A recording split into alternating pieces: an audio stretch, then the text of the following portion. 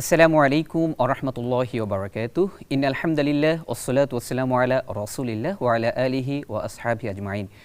প্রিয় দর্শক, স্বাগত জানাচ্ছি আমাদের মোনাজাতে। আশা করি আপনারা ভীষণ ভালো আছেন, সিয়াম সাধনায় আছেন। প্রথমেই কথা বলবো মা বাবার প্রতি দায়িত্ব কর্তব্য সম্পর্কে। আল্লাহ পাক রব্বুল আলামিন বলেন, ওয়া ক্বাদা রাব্বুকা আল্লা তা'বুদু ইল্লা ইয়্যাহু ওয়া বিল ওয়ালিদাইনি ইহসানা, অবিল ওয়ালিদাইনি ইহসানা, যে তোমরা তোমার পিতা মাতার সাথে উত্তম আচরণ করো। কখন?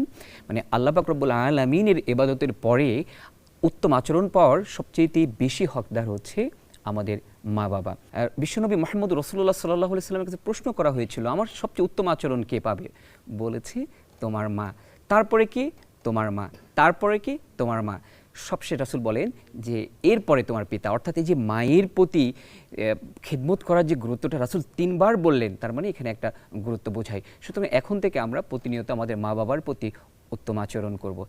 চলুন একটা ছোট্ট মোনাজাত করি। আল্লাহুম্মা আমিন। রব্বানা যালামনা আনফুসানা ওয়া ইল্লাম তাগফির লানা ওয়া তারহামনা লানাকুনান্না মিনাল খাসিরিন। ربنا آتنا في الدنيا حسنة وفي الآخرة حسنة وقنا عذاب النار رب ارحمهما كما ربياني صغيرا اللهم إنك عفو كريم تحب العفو فاعف عنا।